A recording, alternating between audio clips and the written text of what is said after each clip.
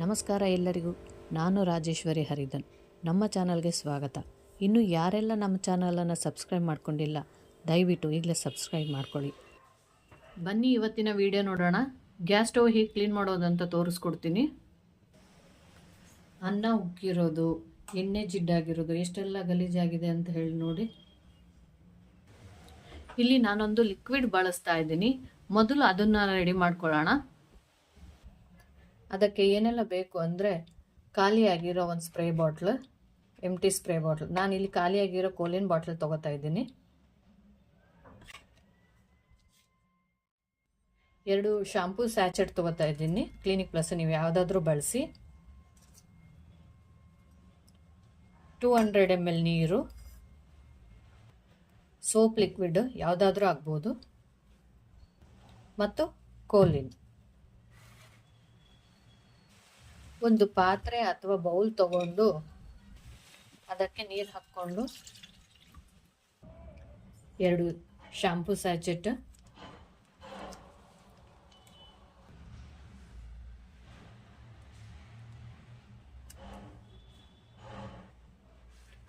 ಎರಡು tea spoon choline,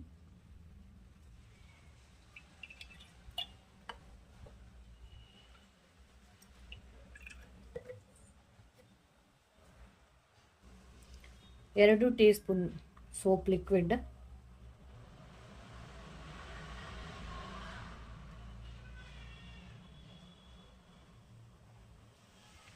ನಾನಿಲ್ಲಿ frill ಬಳಸ್ತಾ ಇದ್ದೀನಿ, ನೀವು ಯಾವುದಾದ್ರೂ ಹಾಕ್ಕೊಳ್ಬೋದು.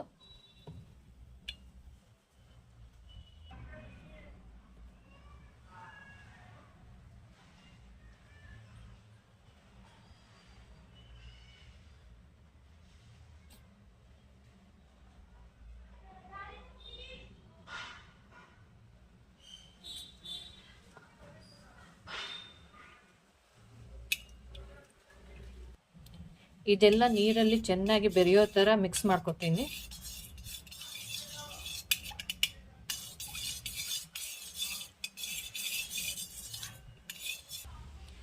ಇದು ಚೆನ್ನಾಗಿ ಮಿಕ್ಸ್ ಆಗಿದೆ. ಈಗ ಇದನ್ನು ಮೊದಲೇ ತೋರಿಸಿರೋ ಖಾಲಿ ಸ್ಪ್ರೇ ಬಾಟ್ಲಿಗೆ ಹಾಕೋತೀನಿ.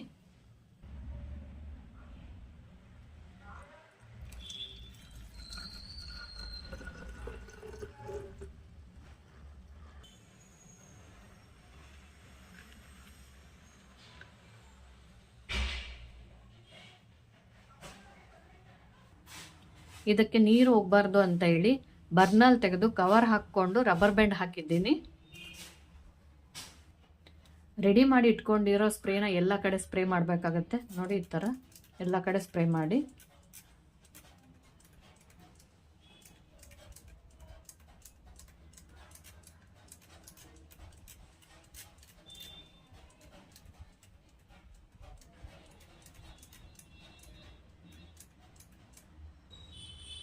ಸೈಡಲ್ಲೆಲ್ಲ ಸ್ಪ್ರೇ ಮಾಡಿ ಆದಮೇಲೆ 5 ನಿಮಿಷ ಹೀಗೆ ನೆನೆಲಿಕ್ಕೆ ಬಿಡಬೇಕಾಗತ್ತೆ.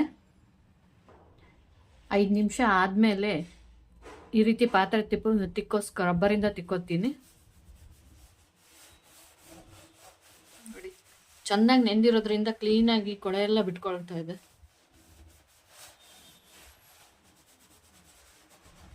ಬೇಕಾದರೆ ನೀವು ಮೆಟಲ್ ಸ್ಕ್ರಬ್ಬರು ಯೂಸ್ ಮಾಡ್ಕೊಳ್ಬೋದು. ತುಂಬ ಗಲೀಜು ಗಾಢವಾದ ಕಲೆ ಕೂತಿದ್ರೆ ಎಲ್ಲ ಕಡೆ ಸೈಡಲ್ಲಿ ಎಲ್ಲ ಸಂದಿಲಿ ಎಲ್ಲ ಕಡೆ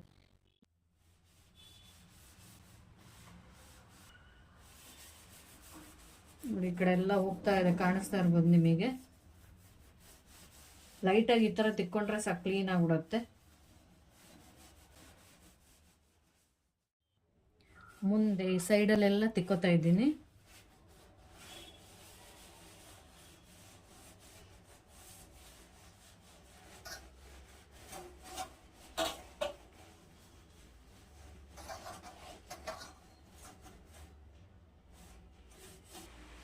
ಎಲ್ಲ ಕಡೆ ತಿಕ್ಕಾದ್ಮೇಲೆ ಒಂದು ಬಟ್ಟೆ ತೊಗೊಂಡು ಒರೆಸ್ಕೊಳ್ಬೇಕಾಗತ್ತೆ.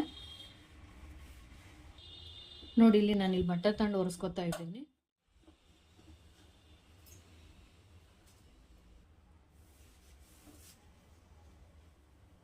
ನೋಡಿ, ಈ ರೀತಿ ಎಲ್ಲ ಕಡೆ ನೀಟಾಗಿ ಕ್ಲೀನಾಗಿ ಒರೆಸ್ಕೊಳ್ಬೇಕಾಗತ್ತೆ.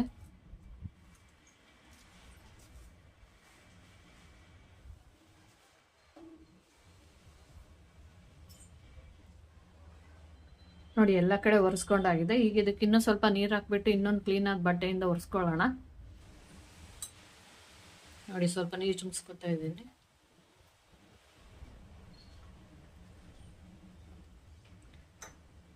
ನಾವು ಕೋಲಿನ ಹಾಕಿರೋದ್ರಿಂದ ಶೈನಿಂಗ್ ಬರುತ್ತೆ ಅದು. ಹಾಗೆ ಶಾಂಪು ಹಾಕಿರೋದ್ರಿಂದ ಎಲ್ಲ ಅಡುಗೆ ಆದಮೇಲೆ ಕ್ಲೀನ್ ಮಾಡಿಕೊಂಡ್ರೆ ಒಳ್ಳೆ ಏರ್ ಫ್ರೆಶ್ನರ್ ಹಾಕಿರೋ ಥರ ಇರುತ್ತೆ ಕಿಚನಲ್ಲಿ.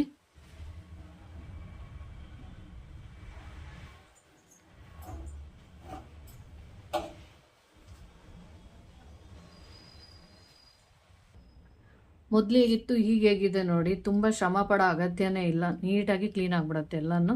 ಈಗ ಇದು ತೆಕ್ಕೊಳ್ಳೋಣ.